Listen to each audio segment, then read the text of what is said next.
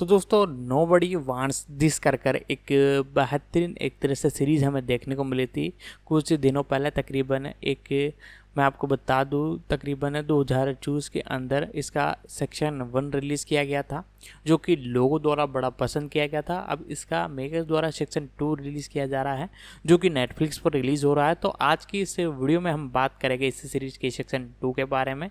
पूरी इन्फॉर्मेशन बताएंगे आपको इस वीडियो में, इसके pre production, releasing, casting fact, detail update के बारे में। तो आप वीडियो को लाइक कर दें, आगे मैं इसकी और इन्फॉर्मेशन आपको बताता हूँ। Nobody wants This Erin Foster द्वारा निर्मित एक अमेरिकी रोमांटिक कॉमेडी टेलीविजन श्रृंखला, जिसमें Kristen Bell, Adam Brody, Justin Lupe और टिमोथी सिमंस ने अभिनय किया है, जो एक मुखर, अज्ञेयवादी महिला और एक अपरंपरागत रब्बी के बीच के असंभावित रिश्ते पर केंद्रित है।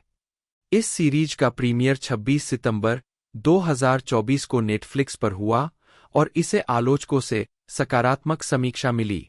इस सीरीज को कई पुरस्कार मिले हैं, जिनमें पहले सीजन को 77वें प्राइम टाइम एमी अवार्ड्स में 3 नामांकन, उत्कृष्ट हास्य श्रृंखला के लिए और बेल और ब्रॉडी के अभिनय के लिए नामांकन शामिल है।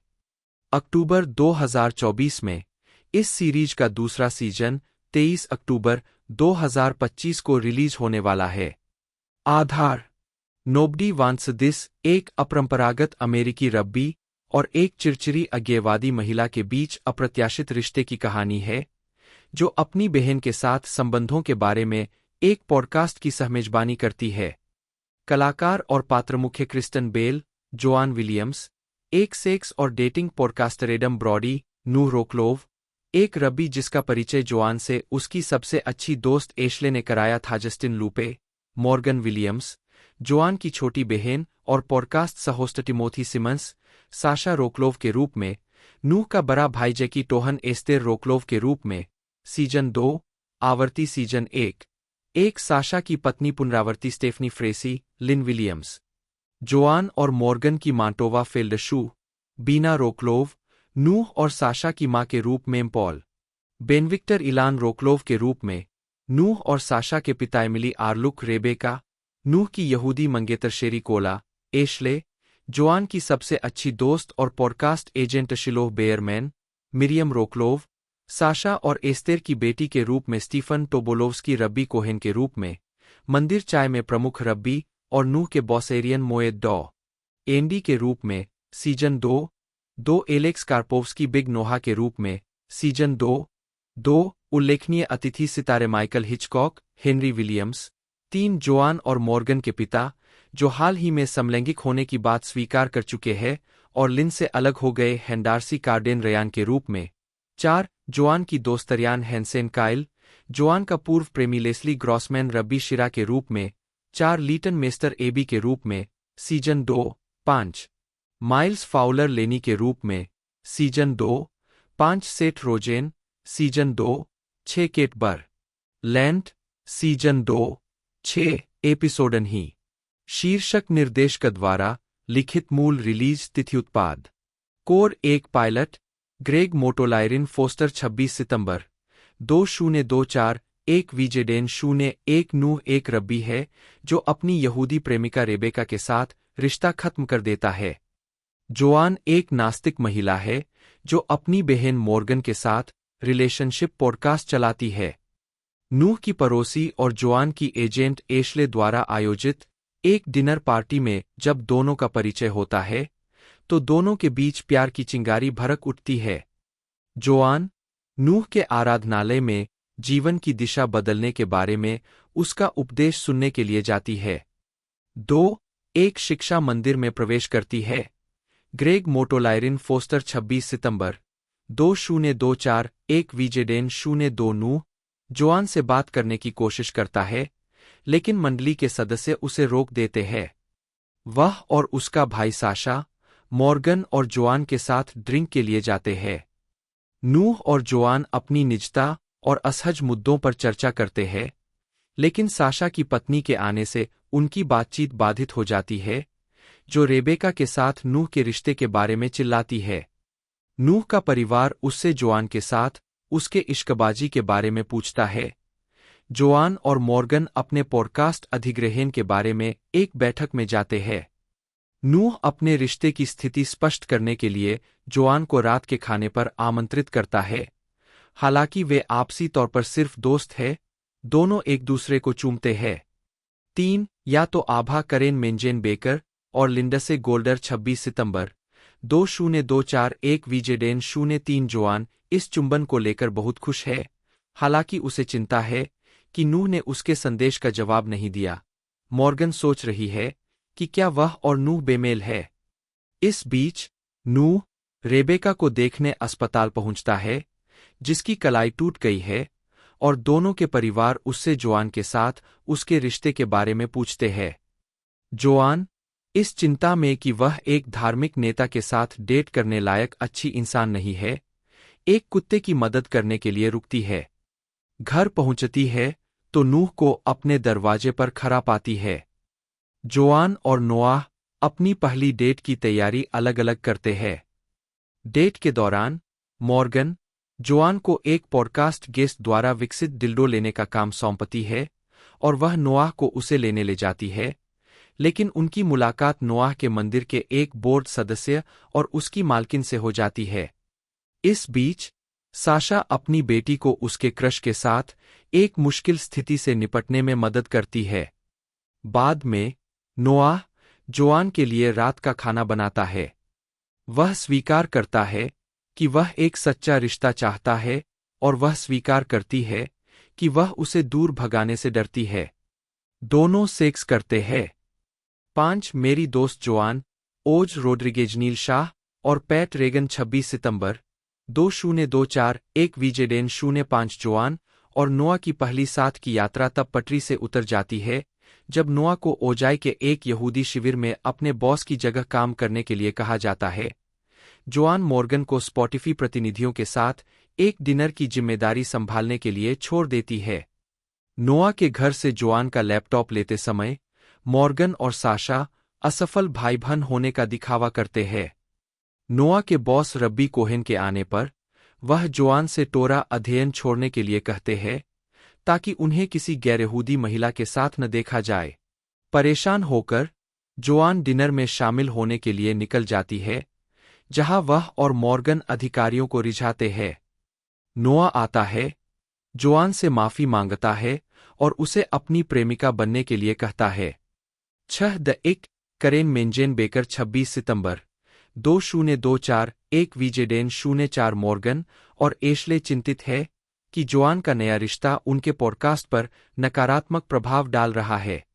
जोआन नोआ को अपनी और मॉर्गन की वॉच पार्टी में आमंत्रित करती है, लेकिन अचानक उनके माता पिता और उनके पिता का नया प्रेमी वहां आ पहुंचते हैं। नोआ जोआन के परिवार को प्रभावित करने की बहुत कोशिश करता है, जिससे वह नाराज हो जाती है। इस असहज स्थिति में नोआ स्पष्ट करता है कि उसे एक यहूदी पत्नी रखनी होगी। नोआ जोआन को आश्वस्त करने के लिए बाहर जाता है कि वह उसके पक्ष में है और वह स्वीकार करती है कि वह उसे पसंद करती है। दोनों पॉडकास्ट पर अजीब के बारे में चर्चा करते हैं। इस बीच साशा अपने पिता की कंपनी में एक उच्च पद के लिए सफलतापूर्वक अनुरोध कर लेता है। 7 वैग्स ओज रोड्रिगेज लिंडसे गोल्डर 26 सितंबर 2024 1 वीजेडेन 07 नोआ की जोआन के दोस्तों के साथ अच्छी बनती है। बदले में जोआन नोआ के बास्केटबॉल खेल में आती है, जहां वह उसके साथियों को आकर्षित करने में कामयाब हो जाती है, लेकिन उनकी पत्नियां और गर्लफ्रेंड, जो रेबेका की दोस्त है, उसे नजरअंदाज कर देती है।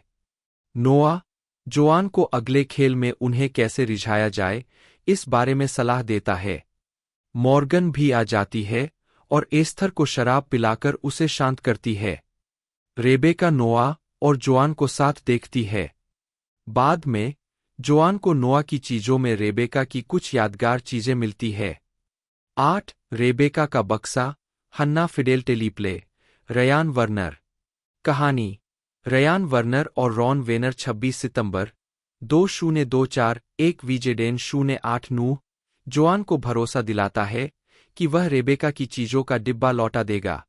रब्बी कोहेन नूह से कहता है कि वह चाहता है कि नूह उसके बाद मुख्य रब्बी बने, लेकिन उसे एक यहूदी महिला को अपनाने के लिए प्रोत्साहित करता है। नूह जोआन के साथ एक हफ्तलाह रात्रिभोज का आयोजन करता है, जिसमें साशा और एस्तेर आमंत्रित है। जोआन उनकी बेटी मिरियम को उनके माता-पिता के पसंदीदा बैट मिज्वा थीम के बारे में समझाकर उनका पक्ष जीत लेती है। इस बीच मॉर्गन जोआन के बहुत ज्यादा बदलने से चिंतित है। एक बार में रेबेका से बातचीत शुरू करती है। वह जोआन से दावा करती है कि नूह और रेबेका जोआन के पीठ पीछे बातें कर रहे हैं। जोआन मॉर्गन से इस झूठ के बारे में पूछती है और अपनी बहन पर जोआन के स्वस्थ रिश्ते से ईर्ष्या करने का आरोप लगाती है।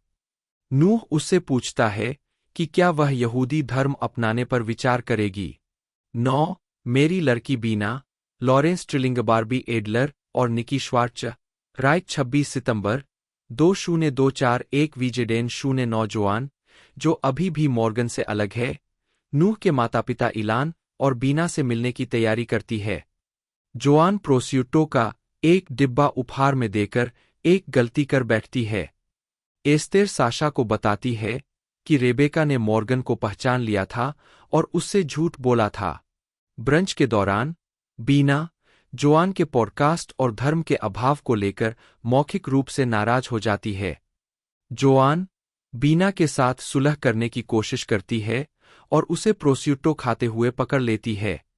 ऐसा लगता है कि वह दूसरों से यह बात छिपाकर बीना का दिल जीत लेती है, लेकिन बाद में बीना जोआन से कहती है कि वह नूह के साथ नहीं रहेगी। 10 बैट मिज्वा क्रैशर्स, लॉरेंस ट्रिलिंगक्रेग डिग्रेगोरियो 26 सितंबर 2024 वीजेडेन 10 जोआन मिरियम के बैट मिज्वा में शामिल होने से बचने के लिए बीमारी का नाटक करती है। साशा जोआन के साथ रहते हुए मॉर्गन को फोन करती है और उसे रेबेका के झूठ के बारे में बताती है। बहनें सुलह कर लेती है और मॉर्गन जोआन को आने के लिए प्रोत्साहित करती है। बहनें पार्टी में घुस जाती है और जोआन नोआ से कहती है कि वह यहूदी धर्म अपनाना चाहती है। एस्तेर को पता चलता है कि साशा और मॉर्गन बात कर रहे हैं। जोआन रेबेका से बात करती है और उसे मुख्य रब्बी की पत्नी होने की जिम्मेदारी का एहसास होता है। वह नोआ के सामने स्वीकार करती है कि वह धर्म परिवर्तन के लिए तैयार नहीं है और उससे संबंध तोड़ने की कोशिश करती है, क्योंकि वह उसे और मुख्य रब्बी की नौकरी दोनों नहीं ले सकता, लेकिन वह उसके पीछे पड़ जाता है। नोआ उसकी बात मान लेता है और उसे चूम लेता है। उत्पादन सीजन 1 का पोस्टर जिसमें एडम ब्रॉडी और क्रिस्टन बेल हैं। विकास 1 मार्च 2023 को यह घोषणा की गई कि नेटफ्लिक्स ने एरिन फोस्टर द्वारा निर्मित एक कॉमेडी सीरीज को हरी झंडी दे दी है, जो फोस्टर के वास्तविक जीवन के अनुभवों पर आधारित है। यह भी घोषणा की गई कि क्रिस्टन बेल इस सीरीज में मुख्य भूमिका निभाएंगी और स्टीवन लेविटन, फोस्टर और बेल के साथ इस सीरीज के सहकार्यकारी निर्माता होंगे। 7, 8, 9, 15 मई 2024 को इस श्रृंखला को नोबडी वांट्स दिस शीर्षक दिया गया। 10. इस सीरीज का कार्यकारी निर्माण Foster, Kristen Bell, Steven Levitan, Craig DiGregorio, Sara Foster, Daniel स्टोकटिक, ओली ओब्स्ट और जोश लेबरमैन ने 3 आर्ट्स एंटरटेनमेंट के लिए किया है। इस सीरीज से जुड़ी प्रोडक्शन कंपनियां Steven Levitin productions, 3 arts entertainment और 20वीं टेलीविजन है। 10 अक्टूबर 2024 को नेटफ्लिक्स ने दूसरे सीजन के लिए सीरीज का नवीनीकरण किया, जिसमें जेनी कोनर और ब्रूस एरिक कपलान नए शोरूनर के रूप में शामिल हुए, जिन्होंने फोस्टर और डिग्रेगोरियो की जगह ली, जो पहले सीजन के शोरूनर थे। 7 फरवरी 2025 को 30वें क्रिटिक्स चॉइस अवार्ड्स में जैकी टोहन ने खुलासा किया कि दूसरे सीजन की शूटिंग 3 मार्च 2025 को शुरू होने वाली है। 12 दूसरे सीजन के लिए फिल्मांकन 12 मई 2025 को पूरा हुआ। 13 ढलाई मार्च 2023 में प्रारंभिक श्रृंखला की घोषणा में यह घोषणा की गई थी कि बेल श्रृंखला में अभिनय कर रहे थे। 7 अप्रैल 2023 में यह घोषणा की गई कि एडम ब्रॉडी नूह के रूप में श्रृंखला में अभिनय करेंगे और बेल के चरित्र को जोआन कहा जाएगा। 14 जनवरी 2024 में यह घोषणा की गई कि जस्टिन लूपे और टिमोथी सिमन्स मॉर्गन और साशा के रूप में मुख्य कलाकारों में शामिल हो गए थे, और Jackie Tohn, Michael Hitchcock, Paul Benvictor, Sherry Cola, Shiloh Bearman, Stephanie Frassi, Tania Raymonds और टोवा फिल्डशू आवर्ती कलाकारों के रूप में शामिल हुए थे। 15 मई 2024 में यह घोषणा की गई कि एमिली अर्लुक ने रेबेका की भूमिका में तानिया रेमंड्स की जगह ली थी। 5 मार्च 2025 में एरियन मोएड और एलेक्स कार्पोवस्की दूसरे सीजन के लिए आवर्ती क्षमताओं में कलाकारों में शामिल हुए। 2 सितंबर 2025 में सेठ रोजेन और केट बर्लेंट को दूसरे सीजन के लिए अतिथि कलाकार के रूप में चुना गया। 6 साउंड ट्रैक। पहले सीजन में दुआ लिपा का लेविटेटिंग, रिहाना का लव ऑन द ब्रेन और ओलिविया रोड्रिगो का ऑब्सेस्ड और ब्रूटल जैसे गाने शामिल है। दूसरे सीजन के साउंड ट्रैक में विभिन्न शैलियों के मूल गाने शामिल है और इसे साइमन टिखमन ने तैयार किया है, जो फॉस्टर से विवाहित है। 16 nobody wants this Netflix series का साउंड ट्रैक सूचीहीन। शीर्षक लेखक निर्माता लंबाई 1 in the dark Selena Gomez 2 you have got another thing coming Teddy Swims 3 who is your boyfriend ध्वनिक Royel Otis 4 heart letting go Chris Stapleton 5 अगर दुनिया जल जाए Kacey Musgraves 6 that's what I will be Bailey Lynn 7 Palomino Finneas O'Connell Matthew फिले David Marinelli Lucy हिलियरॉन Forbes Miles कोटक Finneas 3 108 your girl Tova Bird Annie Schindel Julio Tavarez Patrick Wimberly Renee रैप्टोवा Bird Patrick Wimberly 4 199 मेरा घर Alessia कारा 10 saddle again role model 11 जलवायु परिवर्तन just जेन 12 हमारा यह संस्करण एला लैंगली 13 क्या Benny 14 reach you Portugal the man 15 dancing in the smoke Giveon हिडे आमेंट Giveon Evans Magnus August Hoiberg Jesper Harrislake Xander Goldblatt कश्मीरी बिल्ली हिडे आमेंट Jesper Harrislake Xander Goldblatt 3 4216 melodies Dermot Kennedy Carl Falk Savan Kotecha Peter Svensson Lewis Capaldi Carl Falk Savan Kotecha 2 3717 घर की याद Cuco 18 bite my tongue Cassandra Coleman Jonathan Class समीक्षा aggregator website Rotten tomatoes ने 55 समीक्षकों की समीक्षाओं के आधार पर पहले सीजन के लिए 95% अनुमोदन रेटिंग और 7.8/10 की औसत रेटिंग दर्ज की। वेबसाइट की समीक्षकों की राय है, अपने शीर्षक के विपरीत क्रिस्टन बेल और एडम ब्रॉडी की अदम्य केमिस्ट्री और अंतर्धार्मिक प्रेम के कुछ विचारशील पहलुओं के कारण नोबडी वॉन्ट्स दिस एक स्वागत योग्य मनोरंजन साबित होता है। 18 मेटाक्रिटिक, जो भारित औसत का उपयोग करता है, ने 27 समीक्षकों के आधार पर 100 में से 73 अंक दिए, जो आम तौर पर अनुकूल समीक्षाओं को दर्शाता है। 19 ग्लैमर की वरिष्ठ संपादक जेसिका रेडलॉफ ने एक निबंध प्रकाशित किया जिसमें कहा गया था कि शो के यहूदी किरदार नियंत्रणकारी, शादी की भूखी महिलाओं की तरह दिखते हैं, जो डिनर पार्टियों की योजना बनाना चाहती है और उन लोगों को अलग थलग कर देती है जो उनके सपनों को साझा नहीं करते। उन्होंने पहले एपिसोड पायलट में शिक्षा के इस्तेमाल पर भी सवाल उठाया।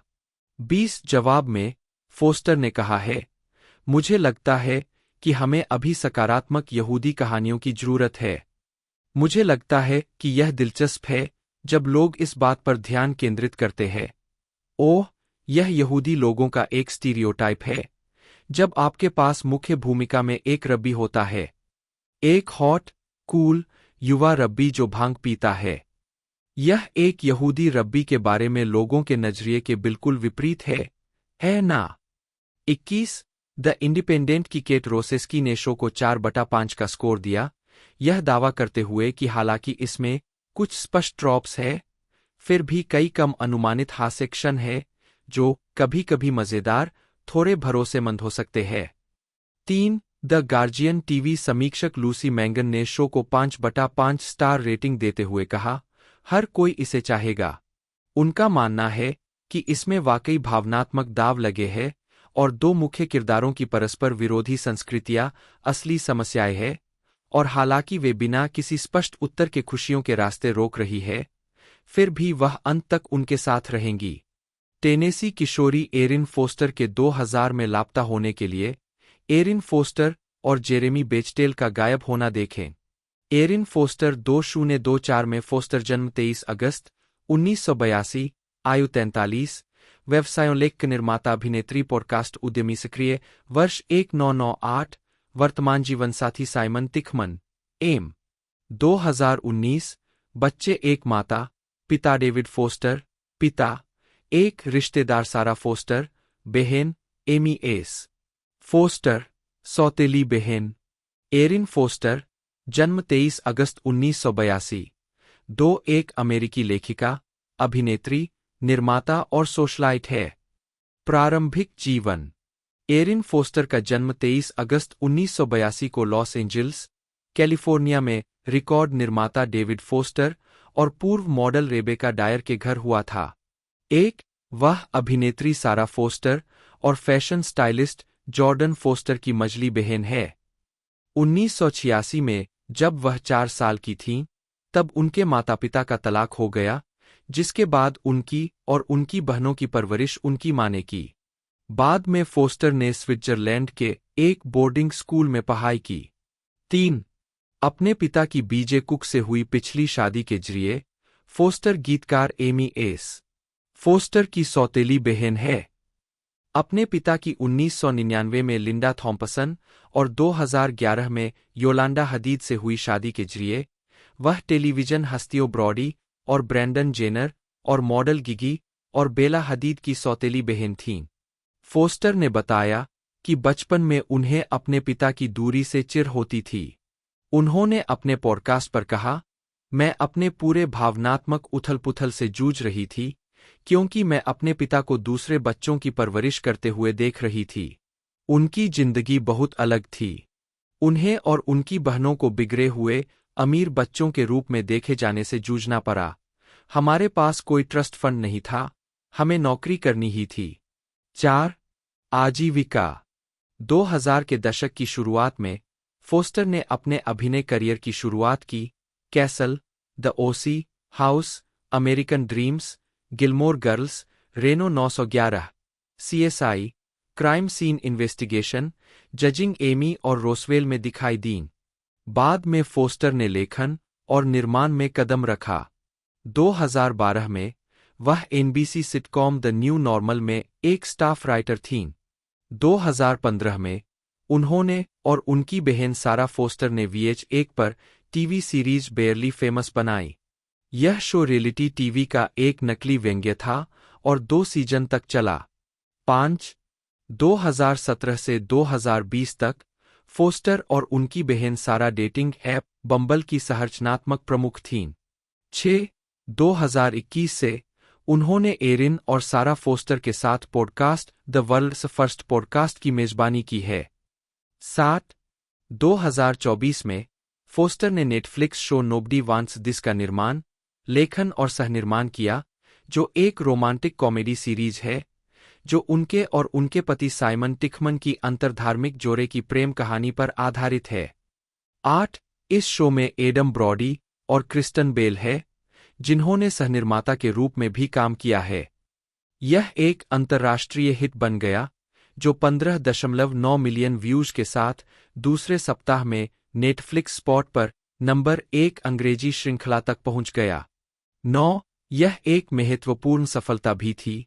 समीक्षा एग्रीगेटर वेबसाइट रॉटन टोमाटोज ने इसके कलाकारों और लेखन की प्रशंसा के साथ 95% अनुमोदन रेटिंग की रिपोर्ट की।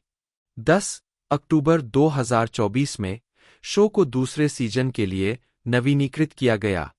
व्यक्तिगत जीवन। फोस्टर पहले सामंथा रॉनसन के साथ रिश्ते में थे। 1.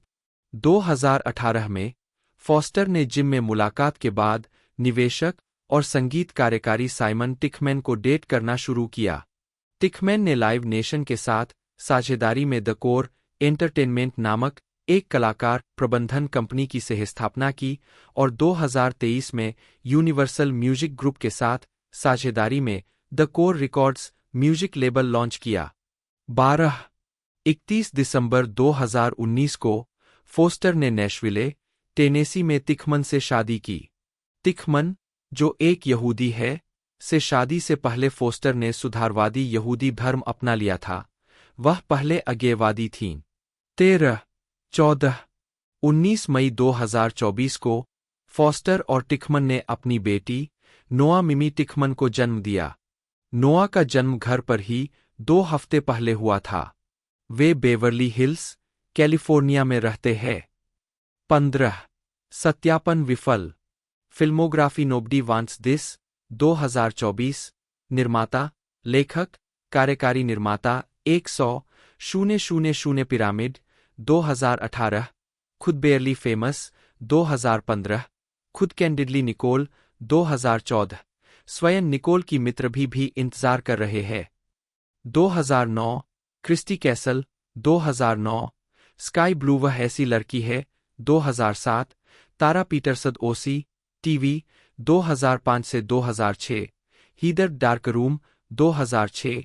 Kimberly house TV 2005। डॉ पेट्रा गिलमार दूसरा आवेदक American dreams TV 2005। Sky Gilmore girls Cheryl cellular 2004। Surf गलरेनो 911 टीवी 2004। गार्सिया की वेश्या CSI crime scene investigation TV 2004। Crackhead गर्लजिंग Amy TV 2002। Gerry Roswell TV 2002। Susie Jennifer A Conner जन्म 15 मई 1971। 1 अमेरिकी television लेखिका, निर्माता और निर्देशक है। उन्हें HBO सीरीज गर्ल्स में लीना डनहम के साथ सह शो रनर और लेखिका के रूप में जाना जाता है। 2016 में उन्होंने गर्ल्स के 5वें सीजन के season finale I love you baby का निर्देशन किया और 2017 में उन्होंने लैचिंग एपिसोड का निर्देशन किया, जो सीरीज का फिनाले था। दोनों एपिसोड जुड अपाटो, डनहम और कोनर द्वारा सहलिखे गए थे। लीना डनहम के साथ उन्होंने एक प्रोडक्शन कंपनी चलाई और नारीवादी न्यूज़लेटर लेनी लेटर और इसके रैंडम हाउस छाप लेनी बुक्स की सहसंस्थापक है। 3 प्रारंभिक जीवन। कोनर का जन्म ब्रुकलिन, न्यूयॉर्क में एक यहूदी परिवार में हुआ था। 4-5 और वे लॉस एंजिल्स, कैलिफोर्निया में पली बड़ी। वह अमेरिकी टेलीविजन लेखक लॉरेंस कोनर और रॉनी वेनकर कोनर, नी वेनकर, की बेटी है। 6-7 कोनर का एक छोटा भाई, जेरेमी कोनर है, जो कॉमेडी सेंट्रल के कार्यक्रम ड्रंक हिस्ट्री का निर्देशन और निर्माण करता है। 8-9 कोनर ने सांता मोनिका के एक प्रगतिशील हाई स्कूल, क्रॉसरोड्स स्कूल से स्नातक किया। 10 1994 में कोनर ने सारा लॉरेंस कॉलेज से स्नातक किया। 11 आजीविका।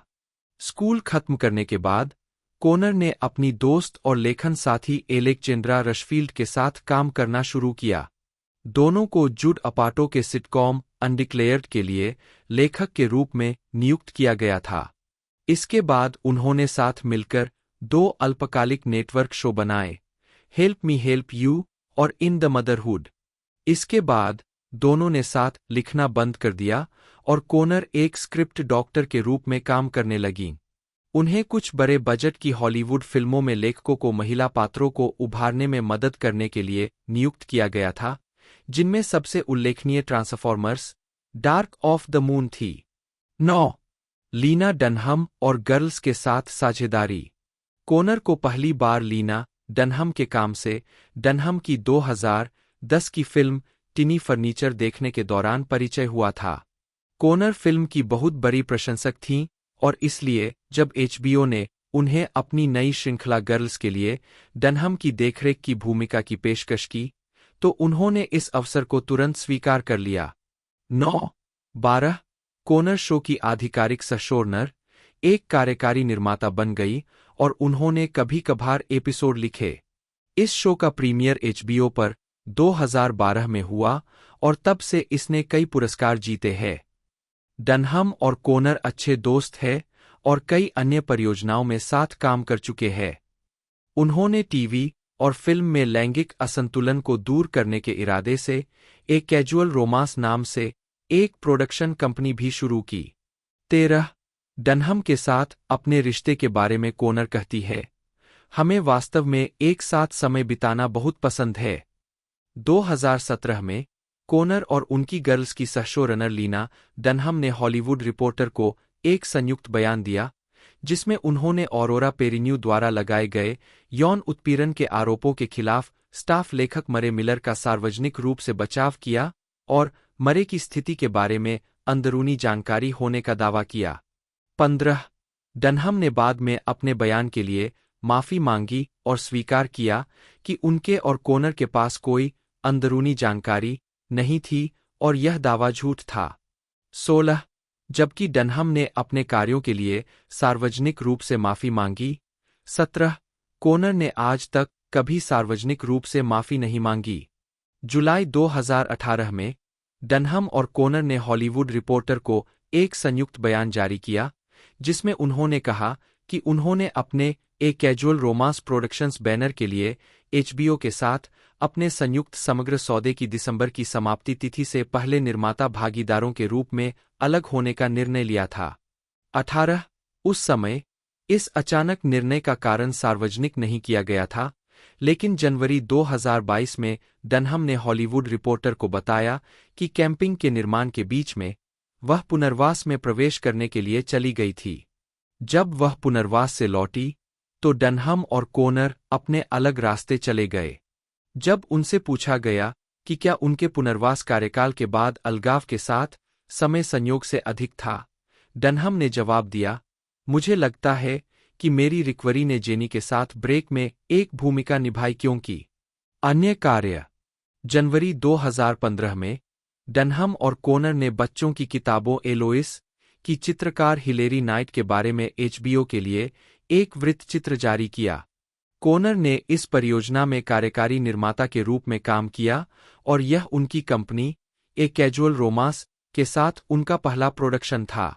प्रोडक्शन कंपनी का सबसे हालिया काम सूटेड 24 जनवरी 2016 को सनडांस फिल्म फेस्टिवल में प्रीमियर हुआ।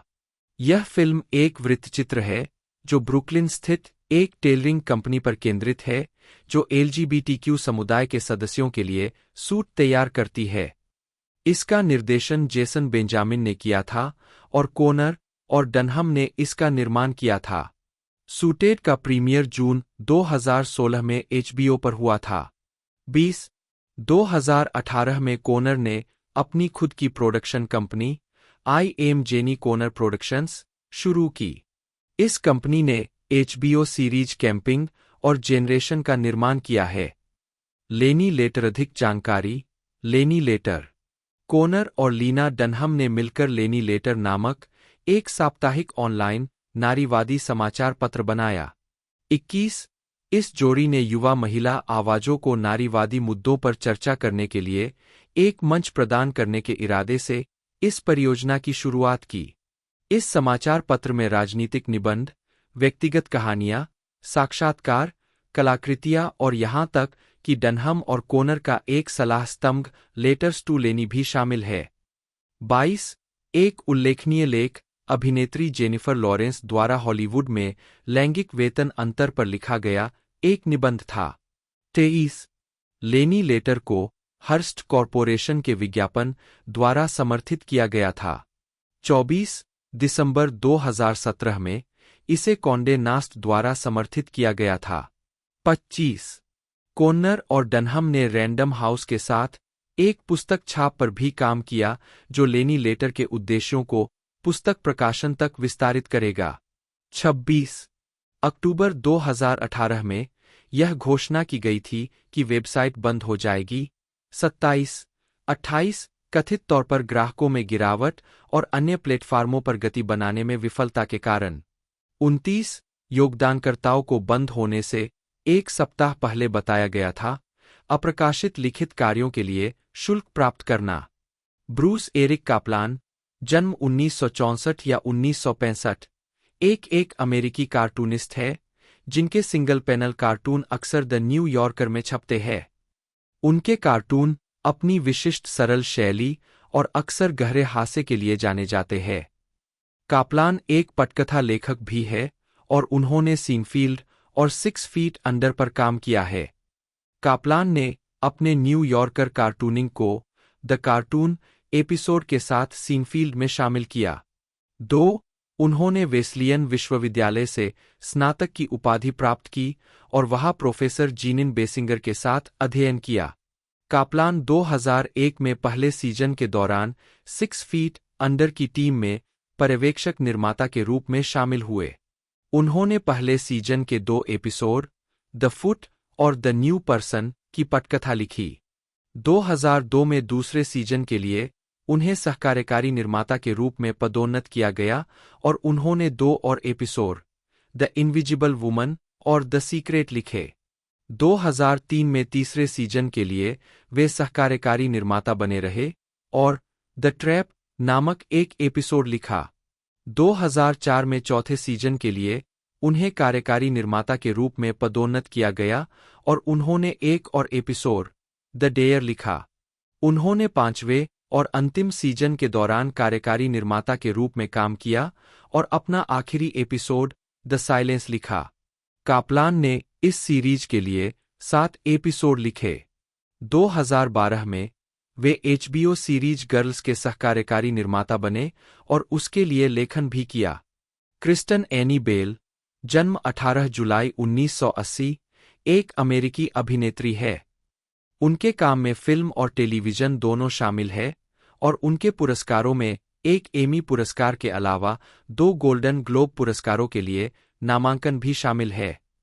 2025 में टाइम मैगजीन ने उन्हें दुनिया के 100 सबसे प्रभावशाली लोगों की अपनी सूची में शामिल किया। 1 बेल ने न्यूयॉर्क विश्वविद्यालय के टिश स्कूल ऑफ आर्ट्स में पढ़ाई के दौरान स्टेज प्रस्तुतियों में अभिनय करके अपने अभिनय करियर की शुरुआत की।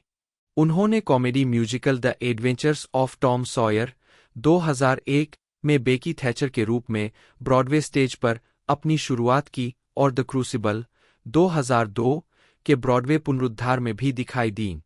इसके बाद वह एक्शन फिल्म स्पार्टन में दिखाई दी और टेलीविजन ड्रामा फिल्म ग्रेसीज चॉइस दोनों 2004 में अपने अभिनय के लिए प्रशंसा प्राप्त की।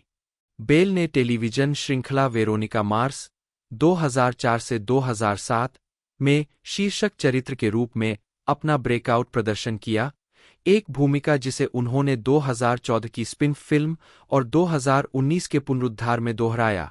उन्होंने सुपरहीरो ड्रामा सीरीज हीरोज 2007 से 2008 में एले बिशप के रूप में भी अभिनय किया, किशोर ड्रामा सीरीज गॉसिप गर्ल 2007 से 2012 और इसके 2021 स्टैंडअलोन सीक्वल में टिट्युलर नैरेटर की आवाज दी और showtime comedy series house of lies 2012 से 2016 में अभिनय किया। उन्हें NBC comedy series the good place 2016 से 2020 और Netflix romantic comedy series nobody wants this 2024 में उनकी प्रमुख भूमिकाओं के लिए सर्वश्रेष्ठ अभिनेत्री के गोल्डन ग्लोब अवार्ड के लिए नामांकन मिला।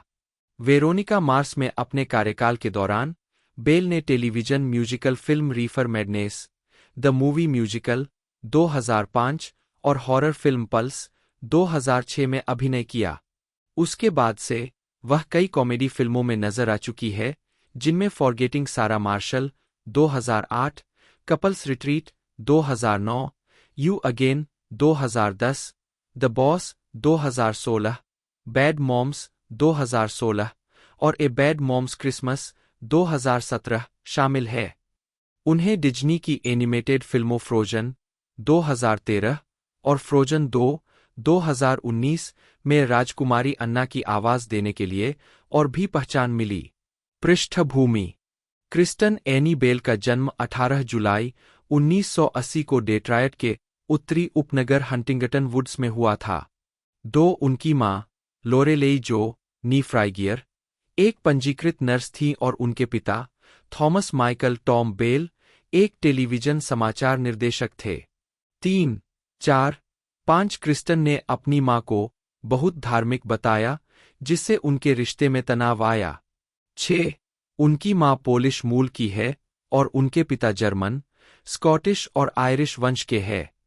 7. जब वह 6 महीने की थीं, तब उनके माता पिता का तलाक हो गया। 6. दोनों ने दोबारा शादी कर ली है और बेल के 6 भाई बहन हैं। उनके पिता की दूसरी शादी से 2 सौतेली बहनें और उनकी मां की दूसरी शादी से 4 सौतेले भाई बहन। 8. 4 साल की उम्र में क्रिस्टन बेल ने कहा कि उन्हें अपना पहला नाम पसंद नहीं था, इसलिए उनकी मां ने उन्हें अपना मध्य नाम एनी इस्तेमाल करने के लिए प्रोत्साहित किया, जिसका इस्तेमाल उन्होंने हाई स्कूल में जाने तक किया। 9. हाई स्कूल के पहले साल से ठीक पहले, बेल के माता पिता ने उन्हें पब्लिक स्कूल सिस्टम से हटाने का फैसला किया। 10. उन्होंने पास के रॉयल ओक में श्राइन कैथोलिक हाई स्कूल में पढ़ाई की, जहां वह नाटक और संगीत क्लबों में थीं। 11. 12. श्राइन कैथोलिक जाने से पहले वह हंटिंगटन वुड्स में बर्टन एलिमेंट्री स्कूल की छात्रा थीं। 8. 13. श्राइन में उन्होंने स्कूल के 1997 के प्रोडक्शन द विजार्ड ऑफ ओज में डोरोथी गेल के रूप में मुख्य भूमिका निभाई। 1998 में, जिस वर्ष उन्होंने स्नातक की उपाधि प्राप्त की, उन्हें वरिष्ठ वर्ग के वोट के माध्यम से वर्ष पुस्तिका की सर्वश्रेष्ठ दिखने वाली छोटी महिला नामित किया गया था। 14. हाई स्कूल से स्नातक होने के कुछ समय बाद, बेल न्यूयॉर्क विश्वविद्यालय के टिश स्कूल ऑफ द आर्ट्स में दाखिला लेने के लिए मैनहट्टन, न्यूयॉर्क चली गईं। 15. जहां उन्होंने संगीत थिएटर का अध्ययन किया। 16. उन्होंने ब्रॉडवे संगीत में अभिनय करने के लिए स्नातक होने से लगभग 6 क्रेडिट पहले ही छोड़ दिए और आई विलेज के साथ एक साक्षात्कार में कहा, आप उस बिंदु पर पहुंच जाते हैं जहां आपको अभिनेता बनने के लिए किसी डिग्री की आवश्यकता नहीं होती है। 1992 से 2003 प्रारंभिक कार्य। 1992 में बेल अपने पहले ऑडिशन के लिए गई और एक उपनगरीय डेट्रोइट थिएटर के रेग्गी एन एंड एंडी के निर्माण में एक केले और एक पेड़ 18 की दोहरी भूमिका जीती। 15. बेल के 13 साल का होने से पहले ही उनकी मां ने उन्हें एक एजेंट के साथ स्थापित कर दिया था, जिसने उन्हें कई डेट्रोइट खुदरा विक्रेताओं और टेलीविजन विज्ञापनों के लिए अखबार के विज्ञापनों में दिखाई देने की अनुमति दी थी। उन्होंने निजी अभिनय की शिक्षा शुरू की। 15. 1998 में फिल्म पोलिश वेडिंग में उनकी एक बिना श्रेय वाली भूमिका थी। 8. 2001 में बेल ने the adventures of Tom Sawyer के शॉर्ट-लिव्ड ब्रॉडवे संगीत में बेकी थैचर की भूमिका निभाने के लिए न्यूयॉर्क विश्वविद्यालय छोड़ दिया। 19. उस वर्ष उन्होंने पूटी टैंग में अपनी क्रेडिट फिल्म की शुरुआत की। 2002 में वह द क्रूसिबल के ब्रॉडवे पुनरुद्धार में लियाम नीसन, एंजेला बेटिस और लॉरा लिनी के साथ दिखाई दीं। बेल 2002 में लेखक केविन मर्फी और डैन स्टडनी के साथ अपनी दोस्ती के कारण लॉस एंजल्स चली गई। 20 और एक विशेष अतिथि के रूप में कुछ टेलीविजन शो में दिखाई दी। एक टेलीविजन श्रृंखला में आवर्ती भूमिका पाने में परेशानी का सामना करना पड़ा। बेल ने कहा कि उसने 8 बार परीक्षण किया और कुछ भी बुक नहीं किया, और हर शो जिसके लिए उसने परीक्षण किया उसे चुन लिया गया, जिसमें स्किन के ऑडिशन और जिसे उसने नॉर्म मैकडोनाल्ड शो कहा था शामिल है। 18. 2003 में बेल एफएक्स के द शील्ड सीजन 2 एपिसोड 1 में दिखाई दी, जो 7 जनवरी 2003 को प्रसारित हुआ। उन्होंने film the king and queen of moonlight bay में एलिसन के रूप में सहअभिनय किया, जो एक 17 वर्षीय लड़की है जो अपने परिवार को छोड़ने वाले पिता के साथ फिर से जुड़ने के लिए एरिजोना की यात्रा करती है। 21. 2004 से 2006 वेरोनिका मार्स और अन्य भूमिकाएं। 2004 में बेल ने लाइफटाइम टेलीविजन फिल्म ग्रेसीज चॉइस में अपनी प्रमुख भूमिका के लिए प्रशंसा अर्जित की, जिसे नेटवर्क की सर्वोच्च रेटिंग में से एक प्राप्त हुई। 17. उन्होंने डेविड मैमेट की एक्शन थ्रिलर स्पार्टन के साथ एक नाटकीय रूप से रिलीज हुई फिल्म में अपनी शुरुआत की, जिसमें उन्होंने अमेरिकी राष्ट्रपति की अपहृत बेटी लॉरा न्यूटन की भूमिका निभाई, जिसमें उन्होंने वैल किल्मर के साथ अभिनय किया।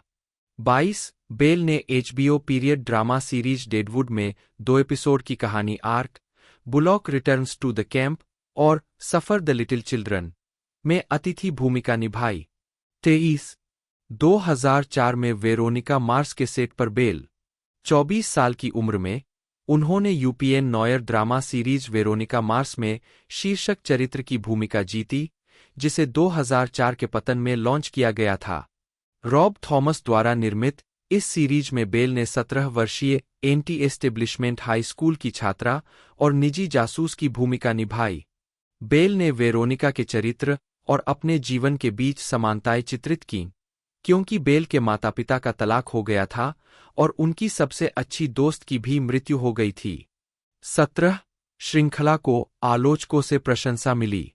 बेल के प्रदर्शन ने उन्हें कई अन्य पुरस्कारों के अलावा टेलीविजन पर सर्वश्रेष्ठ अभिनेत्री के लिए सैटर्न पुरस्कार और ड्रामा में व्यक्तिगत उपलब्धि के लिए टीसीए पुरस्कार के लिए नामांकन दिलाया।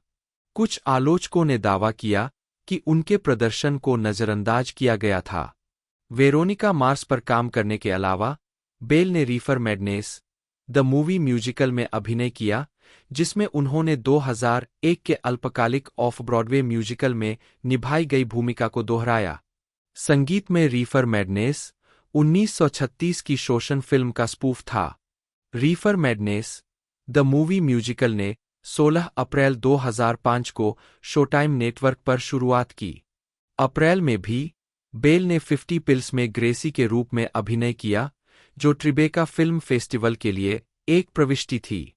वह द रिसीप्ट नामक एक लघु स्वतंत्र फिल्म और हॉरर फिल्म रोमन में दिखाई दी, जिसे उनके क्रूसिबल सहकलाकार एंजेला बेटिस ने निर्देशित किया था। 11 अगस्त 2006 को रिलीज हुई पल्स में बेल ने मुख्य मैटी की भूमिका निभाई। जापानी हॉरर फिल्म कायरो की रीमेक हॉलीवुड रिपोर्टर के फ्रैंक शेक ने टिप्पणी की, क्रिस्टन बेल की प्रमुख उपस्थिति के सार्वजनिक छवि।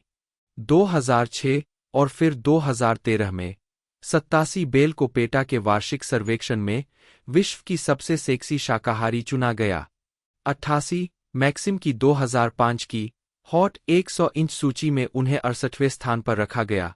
89 मैक्सिम की 2006 की हॉट 100 इंच सूची में 11वें स्थान पर।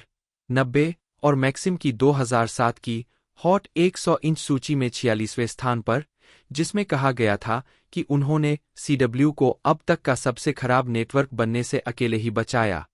91 2006 में मैक्सिम ने बेल को फॉल टीवी के क्रिमिनली सेक्सी इन्वेस्टिगेटर्स सूची में भी शीर्ष पर रखा।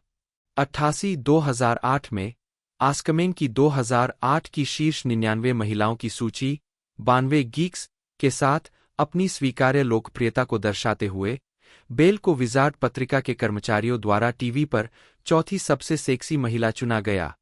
93 बेल ने कहा कि उन्होंने खुद को कभी भी औरत जैसा नहीं समझा, क्योंकि मैं हमेशा अपनी उम्र से 10 साल छोटी दिखती और अभिनय करती हूं। हालांकि उन्होंने कहा, जब मैं 25 साल की हुई तो कुछ जादुई हुआ। मैंने आईने में देखा और सोचा, शायद अब तुम्हें आर-रेटेड फिल्म के लिए कार्ड नहीं मिलेंगे। मानो मेरे पास अब कोई छोटी सी छड़ी जैसी आकृति ही नहीं रही। 94 बेल ने कहा है कि उनके कई किरदार टॉमबॉय जैसे हैं, क्योंकि वह नटखट लड़की का किरदार निभाने के लिए उतनी घरेलू नहीं थीं और नहीं सुंदर लड़की का किरदार निभाने के लिए उतनी सुंदर थीं। 94 2006 में सैन फ्रांसिस्को के मेट्रियन में बेल ऑटोग्राफ देते हुए बेल इस विचार से जुड़ी रही है कि बेवकूफ़ी ही नया चलन है, और उन्होंने बताया, जिसे पहले बेवकूफ़ी समझा जाता था उसे अब मौलिक माना जाता है। बेवकूफ़ी गीकपन के बारे में मुझे जो पसंद है वह यह है कि इससे कोई फर्क नहीं पड़ता कि आप किस में रुचि रखते हैं, इसका मतलब सिर्फ यह है कि आप अनुयायी नहीं है। 94 उन्होंने यह भी कहा है, मुझे बेवकूफ़ी पसंद है। कॉमिक कॉन के दीवाने कल के स्वाद निर्माता है। क्या यह मज़ेदार नहीं है? अब स्थिति बदल गई है। 20 एंटरटेनमेंट वीकली की वेनेसा जुआरेज ने टिप्पणी की कि वेरोनिका मार्स हीरोज और फैनबॉयज में स्टार वार्स की दीवानी के रूप में बेल की भूमिकाओं ने गीक जगत के केंद्र में उनकी स्थिति को मजबूत किया है, जबकि रॉडनी रोथमैन ने कहा, मुझे लगता है कि उन्होंने हारे हुए लोगों के बाजार पर कब्जा कर लिया है। 95 बेल के काम की तुलना अक्सर सारा मिशेल गेलर द्वारा टेलीविजन श्रृंखला बफी द वैम्पायर स्लेयर में मुख्य किरदार के रूप में निभाए गए किरदार से की जाती है। 96 द हॉलीवुड रिपोर्टर के फ्रैंक शेक ने कहा कि बेल बुरे लोगों से लड़ने के मामले में गेलर के बफी के किरदार के टेलीविजन उत्तराधिकारी जरूर है। बेल को कभी कभी द हिल्स की लॉरेन कॉनराड समझ लिया जाता है। बेल ने कहा, हाँ, कभी कभी प्रशंसक मुझसे है लॉरेन चिल्लाते हैं, लेकिन आमतौर पर दूर से। 28 नई सेलिब्रिटी की हैसियत के बावजूद बेल ने दावा किया कि उन्हें कोई चिंता नहीं थी क्योंकि वैसे भी कोई मुझे पहचानता ही नहीं। उन्होंने कहा है कि उनके दोस्त हेडन पेनेटियर उनसे ज्यादा मशहूर है और ज्यादा ध्यान आकर्षित करते हैं। जैसा कि बेल ने बताया, मैं हेडन के साथ काफी समय बिताती हूं, वे कभी मेरी तस्वीरें नहीं लेते। मैं बस एक तरफ हट जाती हूं और जब वह बाहर निकलना चाहती है या उसे कार में बिठाना चाहती है तो मैं खुद को उसके सामने धकेल देती हूं। 94 बेल क्रेग फर्ग्यूसन के साथ द लेट लेट शो में एक नियमित अतिथि थीं, जहां वे साक्षात्कारों के साथ साथ रेखाचित्रों में भी दिखाई देती थीं। द लेट लेट शो में उन्होंने क्रेग फर्ग्यूसन के रोबोट कंकाल वाले साथी जोफ पीटरसन के प्रति बार-बार एक विनोदी शत्रुता दिखाई, यह दावा करते हुए कि वह फर्ग्यूसन के शो में उनकी साथी बनना चाहती थीं और हर मौके पर पीटरसन को नीचा दिखाने का बीड़ा उठाती थीं। बेल और पीटरसन दोनों 2011 में फ्रांस में फिल्माए गए लेट लेट शो के 5 एपिसोड के दौरान फर्ग्यूसन के साथ दिखाई दिए। 97 हॉलीवुड वॉक ऑफ फेम पर बेल का सितारा। जनवरी 2011 में यह घोषणा की गई कि बेल न्यूट्रोजेना का नया चेहरा होंगी। 98 2014 में बेल ने एलियोर पत्रिका के मई अंक के लिए जेना दीवान, मिनी ड्राइवर और निया लॉन्ग के साथ नग्न तस्वीरें खिंचवाईं। 99 अप्रैल 2019 में बेल को एंटरप्रेन्योर पत्रिका के अप्रैल से मई अंक के कवर पर दिखाया गया था।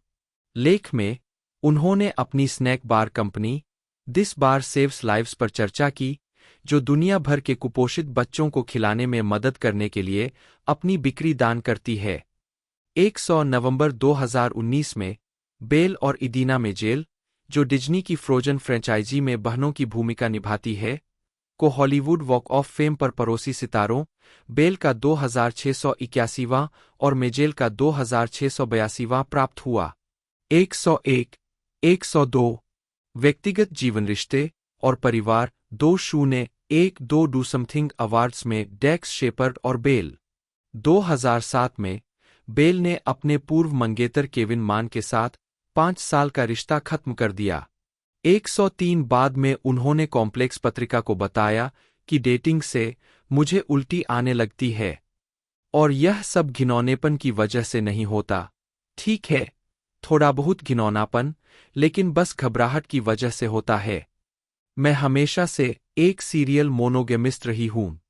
94 2007 के अंत में बेल ने अभिनेता डेक्स शेपर्ड को डेट करना शुरू किया, जो डेट्रायट महानगरीय क्षेत्र से ही है।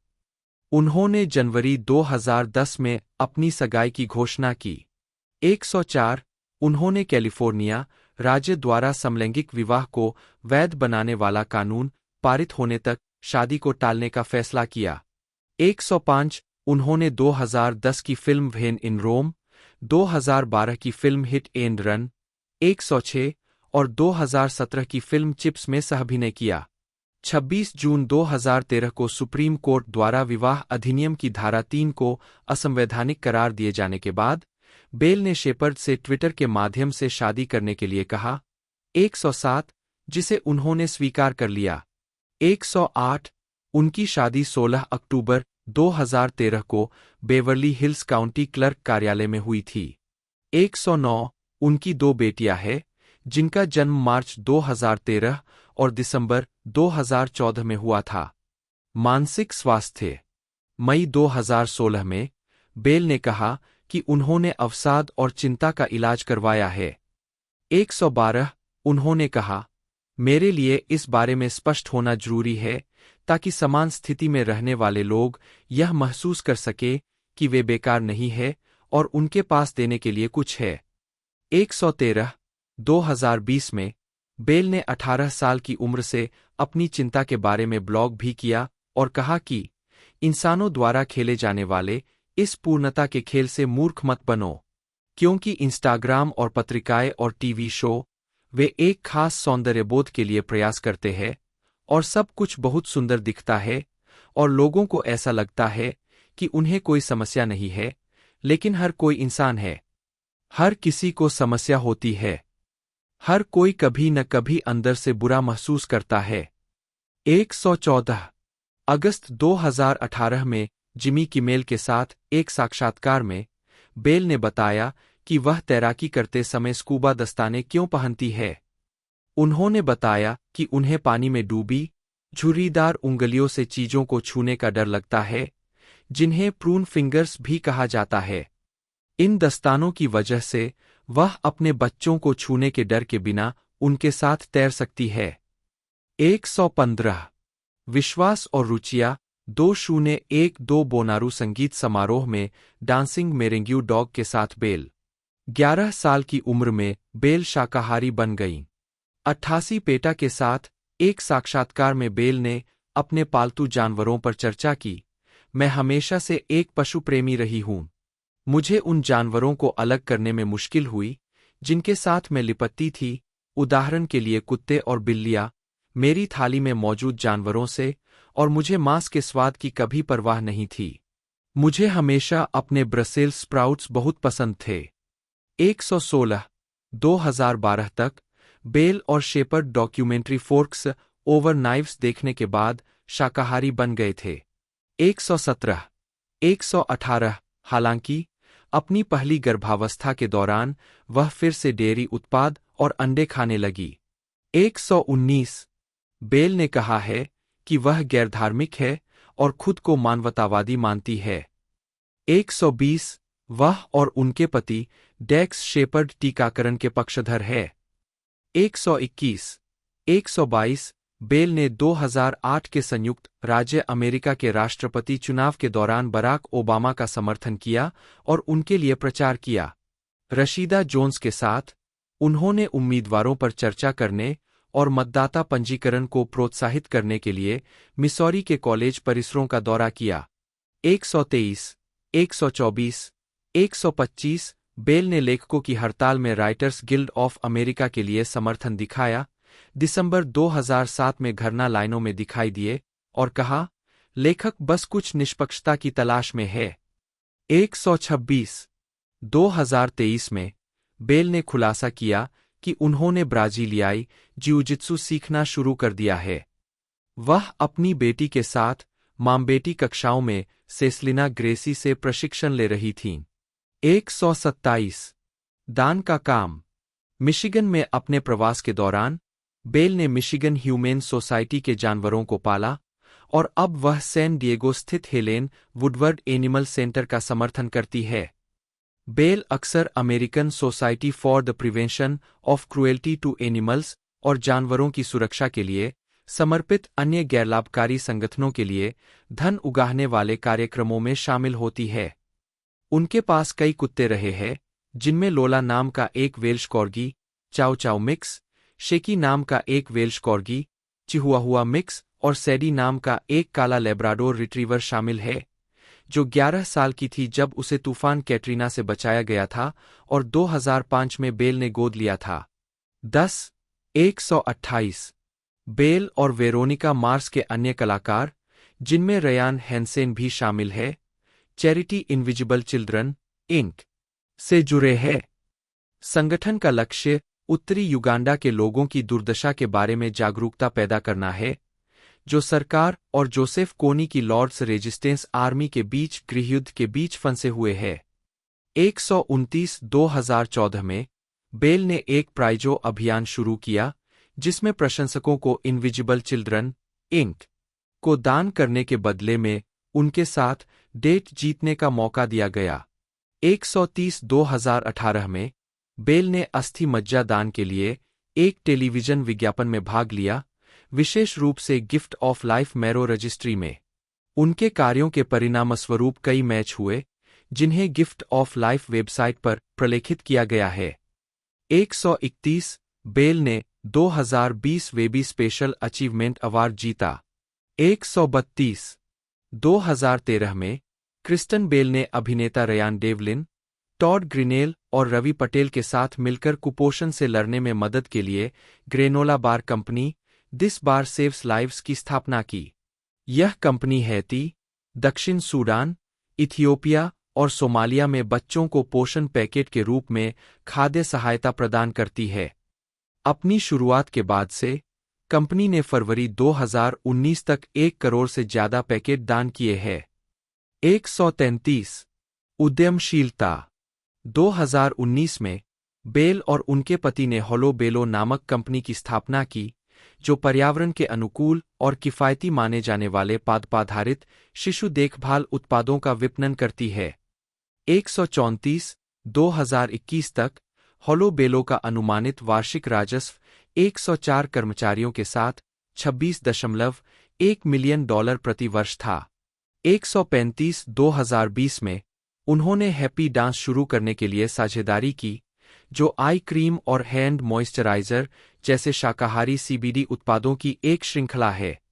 2023 में होलो बेलो ने बिक्री में गिरावट और वित्तीय स्टार्टअप संकट को जिम्मेदार ठहराते हुए अध्याय 11 दिवालियापन के लिए आवेदन किया। कंपनी का अधिग्रहण निजी इक्विटी फर्म हिल्ड्रेड कैपिटल मैनेजमेंट द्वारा किया जाना है। सितंबर 2014 में बेल ने अपने पति डेक्स शेपर्ड के साथ सैमसंग गैलेक्सी टैब एस के एक विज्ञापन में अभिनय किया। 57 यह इतना लोकप्रिय था 20 मिलियन से अधिक यूट्यूब विचारों के साथ कि उन्होंने छुट्टियों के मौसम के लिए एक और किया। 58 विज्ञापन एजेंसी मैक्किनी दोनों के पीछे थी।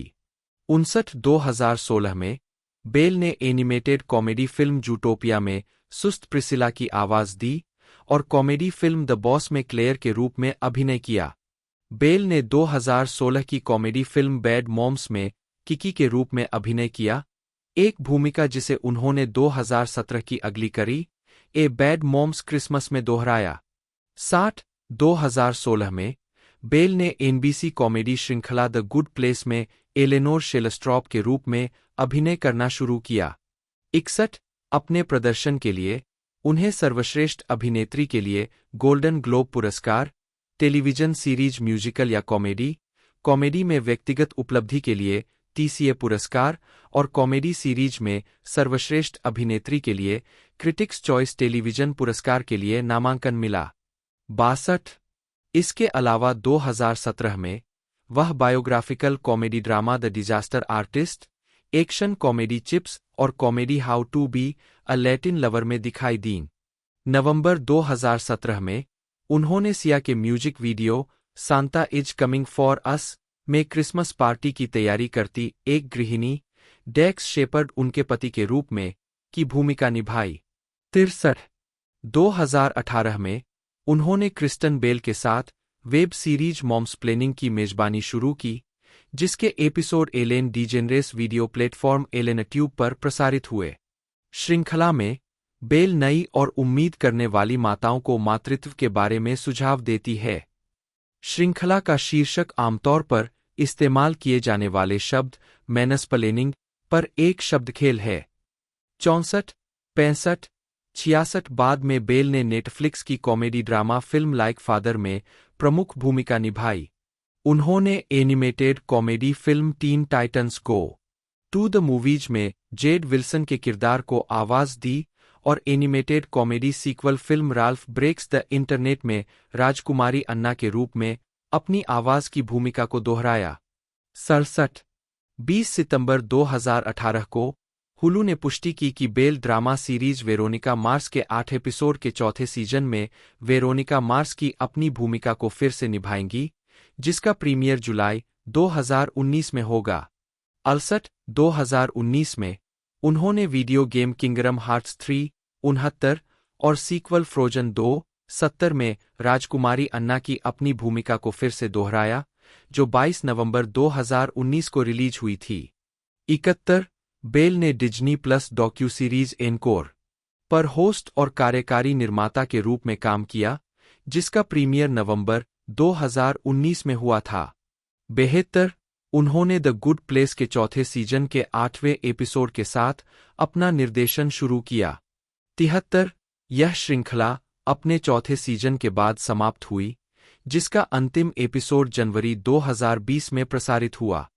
74 25वें क्रिटिक्स चॉइस अवार्ड्स में बेल को सीहर अवार्ड मिला, जो उन महिलाओं को मान्यता देता है जो रूढ़िवादिता को बदलने की सीमाओं को आगे बढ़ाती है और मनोरंजन परिदृश्य में महिलाओं के प्रामाणिक चित्रण के महत्व को स्वीकार करती है।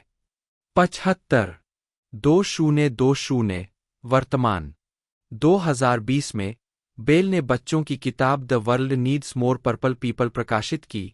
76 जिसे उन्होंने बेंजामिन हार्ट के साथ मिलकर लिखा था। इसके अलावा 2020 में बेल ने एप्पल टीवी प्लस की animated musical comedy series central park में मॉली टिलरमैन की आवाज दी, जिसने उन्हें फ्रोजन के सहकलाकार जोश गैर और बैड मॉम्स की सहकलाकार कैथरीन हेन के साथ फिर से जोड़ा। 77 सेंट्रल पार्क को एप्पल से 2 सीजन का ऑर्डर मिला और सीरीज का प्रीमियर 29 मई 2020 को हुआ। जून 2020 में यह घोषणा की गई कि बेल, जो कि श्वेत है, अब मॉली के द्विजातीय चरित्र को आवाज नहीं देंगी। भूमिका को एक अश्वेत या मिश्रित नस्ल की अभिनेत्री के साथ फिर से लिया जाएगा, जिसमें बेल एक नई भूमिका निभाएंगी। 78 2021 में बेल ने अमेजन प्राइम वीडियो की animated musical preschool series do रे एंड मी में एक मुख्य किरदार का निर्माण और आवाज दी। 79 वह HBO max tin drama series gossip girl के शीर्षक चरित्र के रूप में वर्णन करने के लिए लौटीं, जो 2007 से 2012 सीरीज गॉसिप गर्ल का एक सॉफ्ट रीबूट और सीक्वल है। 80 बेल ने किर्बी हॉवेल बैप्टिस्ट के साथ कॉमेडी फिल्म क्वीनपिंस में कई मिलियन डॉलर के कूपन घोटाले का निर्माण करने वाली गृहिणियों की एक जोड़ी के रूप में अभिनय किया। 81 यह फिल्म 10 सितंबर 2021 को पैरामाउंट प्लस पर रिलीज हुई थी। उनकी mini series the woman in the house across the street from the girl in the window जनवरी 2022 में नेटफ्लिक्स पर रिलीज हुई। 84 नवंबर 2022 में बेल ने Amazon Prime movie The People We Hate at the Wedding में अभिनय किया। Bell the Tiny Chef show के 3 एपिसोड में दिखाई दी और शो की कार्यकारी निर्माता के रूप में काम करती है। 85 बेल ने नोबडी वांट्स दिस 2024 में मुख्य किरदार जोआन नाम की एक अज्ञेयवादी सेक्स पॉडकास्टर की भूमिका भी निभाई। उनके इस प्रदर्शन ने उन्हें सर्वश्रेष्ठ अभिनेत्री के लिए एक और गोल्डन ग्लोब नामांकन दिलाया और साथ ही कॉमेडी सीरीज में उत्कृष्ट मुख्य अभिनेत्री और सीरीज की कार्यकारी निर्माता के रूप में उत्कृष्ट कॉमेडी सीरीज के लिए अपने करियर का पहला प्राइम टाइम एमी पुरस्कार नामांकन भी दिलाया। 86 एडम जेरेड ब्रॉडी, जन्म 15 दिसंबर 1979, एक अमेरिकी अभिनेता है। उनकी ब्रेकआउट भूमिका फॉक्स टेलीविजन श्रृंखला द ओसी 2003 से 2007 में सेट कोहेन के रूप में थी। 2 Netflix romantic comedy series nobody wants this 2024 में नू रोक्लोव के रूप में उनके प्रदर्शन के लिए उन्हें एक टेलीविजन श्रृंखला संगीत बटा हास्य में सर्वश्रेष्ठ अभिनेता के लिए गोल्डन ग्लोब पुरस्कार, एक कॉमेडी श्रृंखला में उत्कृष्ट मुख्य अभिनेता के लिए प्राइम टाइम एमी पुरस्कार के लिए नामांकन मिला और एक कॉमेडी श्रृंखला में सर्वश्रेष्ठ अभिनेता के लिए क्रिटिक्स चॉइस टेलीविजन पुरस्कार जीता। Brody Mr and Mrs Smith 2005, Thank You for Smoking 2005, In the Land of Women 2007 और जेनिफर्स बॉडी 2009 जैसी फिल्मों में नजर आ चुके हैं। 2010 के दशक में ब्रॉडी ने seeking a friend for the end of the world 2012 और स्लीपिंग विद अदर पीपल 2015 जैसी कॉमेडी फिल्मों और लवलेस 2013 जैसी नाटकीय फिल्मों में सहायक भूमिकाएं निभाईं। इस दौरान उन्होंने कई टेलीविजन सीरीज में काम किया और टेलीविजन सीरीज स्टार्टअप 2016 से 2018 में अभिनय और निर्माण किया। Brody DC superhero film Shazam 2019 और इसके sequel Shazam, fury of the gods 2023 और थ्रिलर फिल्मों रेडी और नॉट 2019 और प्रॉमिसिंग यंग वुमन 2020 में भी नजर आ चुके हैं। उन्होंने mystery film the kid detective 2020 और Hulu mini series Fleishman is in trouble 2022 में भी अभिनय किया है। प्रारंभिक जीवन, ब्रॉडी का जन्म सैन डिएगो, कैलिफोर्निया में हुआ था। 3-4 उनके पिता वैलेरी जिल नीसीफमैन, 5 एक ग्राफिक कलाकार और मार्क एलन ब्रॉडी एक वकील थे। 6 उनके छोटे जुड़वां भाई शॉन और मैथ्यू, जन्म 1985 है। 7 उनके माता पिता, दोनों यहूदी, मूल रूप से डेट्रॉइट के हैं। ब्रॉडी का बार मिज्वा समारोह हुआ था और वे यहूदी त्योहार मनाते हुए बड़े हुए। 8-9 ब्रॉडी उपनगरीय सैन डिएगो में पले बड़े, जहां उन्होंने वांगेनहाइम मिडिल स्कूल और स्क्रिप्स रेंज हाई स्कूल में पढ़ाई की और खराब ग्रेड प्राप्त किए। 10 उन्होंने अपना ज्यादातर समय सर्फिंग में बिताया। 11 और स्वीकार किया कि वे काफी हद तक समुद्र तट पर ही रहते थे। 10 ब्रॉडी ने 1 वर्ष के लिए मिराकोस्टा कॉलेज में सामुदायिक कॉलेज में भाग लिया। 19 वर्ष की आयु में पढ़ाई छोड़ दी। फिर वह अभिनेता बनने के लिए हॉलीवुड चले गए।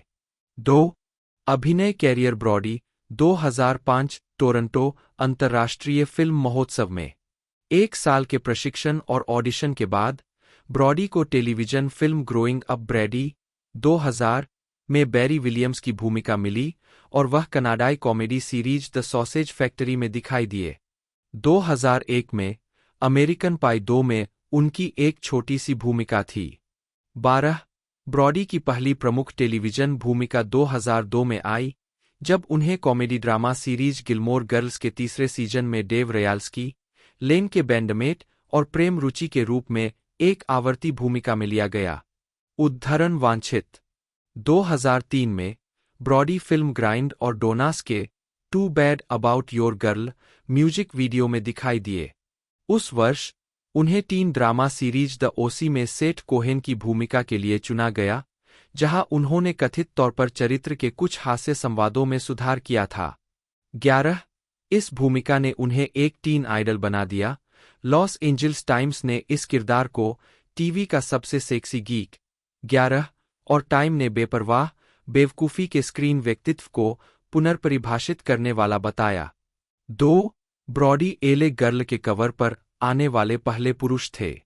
2-13 2005 में ब्रॉडी ने film Mr and Mrs Smith में सहायक भूमिका निभाई और थैंक यू फॉर स्मोकिंग 2006 के फिल्म रूपांतरण में हॉलीवुड स्टूडियो सहायक की भूमिका निभाई। 11 उनकी अगली फिल्म भूमिका romantic comedy in the Land of Women 2007 में थी, एक लेखक के रूप में जो अपनी बीमार दादी की देखभाल करने के लिए अपनी मां के मिशिगन गृहनगर लौटता है।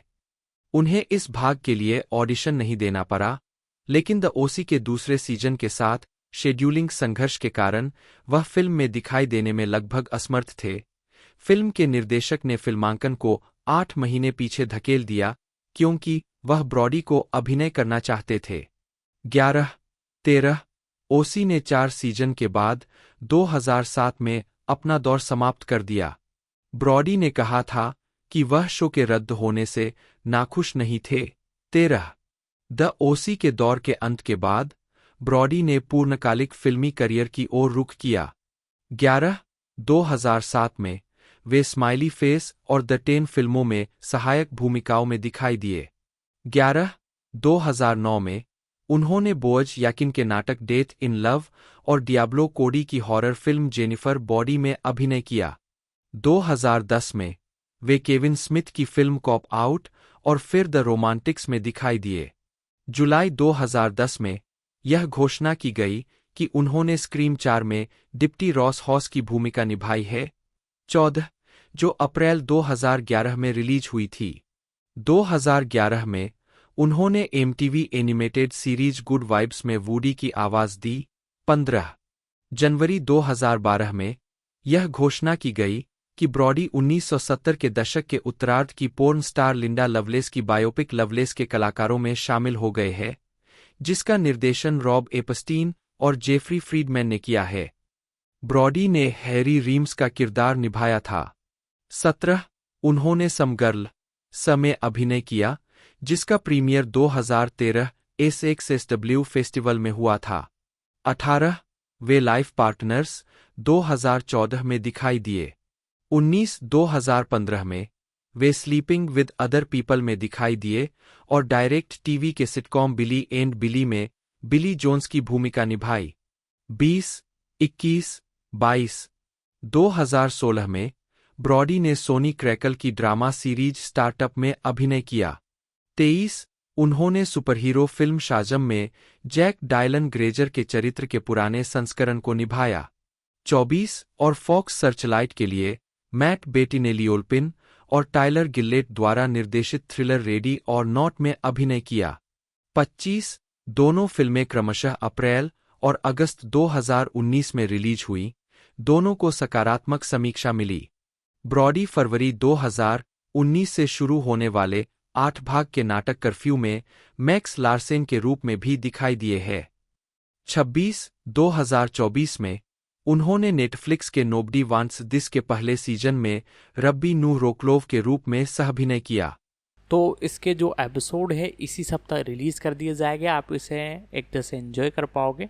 बाकी मल्टीपल लैंग्वेजों में से डब करके रिलीज़ किया गया है। तो यदि आपको आज की हमारी ये वीडियो अच्छी लगी हो तो लाइक करना ना भूलिएगा, चैनल को सब्सक्राइब करना ना भूलिएगा। मिलते हैं दोस्तों अगले वीडियो में।